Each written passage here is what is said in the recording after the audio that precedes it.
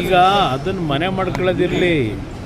ನನಗೆ ಡೌಟು ಏನಾದರೂ ಈಗೇನೋ ಹೇಳ್ತಾವ್ರಲ್ಲ, ಮುಂದಿನ 8 ವರ್ಷ ನಾನೇ ಇರ್ತೀನಿ, ಮುಂದಿನ 5 ವರ್ಷ ಅಂತ ಹೇಳಿ.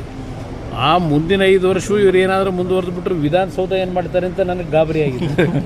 ಸರ್ ಇನ್ನೊಂದು ಸರ್ ಪರಮೇಶ್ವರ್ ಸರ್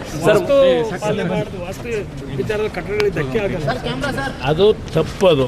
ಅದು ಹಿಂದೆ ಯಾವೊಂದು ಮಹಾರಾಜರ ಕಾಲದಲ್ಲಿ ಅವತ್ತು ಕಟ್ಟಿದಂಥದ್ದೇನಿದೆ ಆ ಒಂದು ಪಾರಂಪರಿಕ ಕಟ್ಟಡ ಅದು. ಅಲ್ಲಿ ಇವ್ರು ಹೋಗಿ ಇವತ್ತು ಅದೆಲ್ಲ ಒಡೆಯತಕ್ಕಂಥ ಕೆಲಸ ಏನು ಮಾಡಿದ್ದಾರೆ. ಪಕ್ಕದಲ್ಲಿ ಹೊಸ ಗೆಸ್ಟ್ ಹೌಸ್ ಇವರೇ ಕಟ್ಟಿದ್ವಲ್ಲ, ಸರ್ಕಾರದಲ್ಲೇ ಕಟ್ಟಿದ್ರಲ್ಲ. ಆ ಗೆಸ್ಟ್ ಹೌಸ್ನಲ್ಲಿ ಏನೇನು ನಡೀತಾ ಇತ್ತು ಹಿಂದೆ ಒಂದು ಟಿ ವಿಗಳಲ್ಲೇ ನಾನು ಗಮನಿಸಿದೆ. ಆ ಗೆಸ್ಟ್ ಹೌಸ್ ಕಟ್ಟಿ 100 ಕೋಟಿ ಖರ್ಚು ಮಾಡಿ ಅಲ್ಲಿ ನಡೀತಾ ಇದ್ದಂಥ ದಾಂಧೆ ಏನು ನಡೀತಿತ್ತಲ್ಲ, ಹಲವಾರು ರೀತಿ ಒಂದು ಕೆಟ್ಟ ಒಂದು ದಂಧೆಗಳು, ಅದು ಎಲ್ಲ ಹೊರಗಡೆ ನೀವೇ ಪ್ರಚಾರ ಮಾಡಿದ್ರಿ ಹಿಂದಿನ ಸರ್ಕಾರದಲ್ಲಿ. ಯಾವುದೇ ಸುದ್ದಿಯ ಅಪ್ಡೇಟ್ ಅನ್ನ ಮಿಸ್ ಮಾಡ್ಕೊಳ್ಬಾರ್ದು ಅಂದ್ರೆ ಈಗ್ಲೇ ಒನ್ ಇಂಡಿಯಾವನ್ನ ಸಬ್ಸ್ಕ್ರೈಬ್ ಮಾಡಿ. ನಿಮಗೆ ಬೇಕಾದ ಭಾಷೆಯಲ್ಲಿ ಎಲ್ಲಾ ಸುದ್ದಿ ತಿಳಿಬೇಕು ಅಂದ್ರೆ ಒನ್ ಇಂಡಿಯಾ ಆಪ್ ಅನ್ನ ಡೌನ್ಲೋಡ್ ಮಾಡ್ಕೊಳ್ಳಿ.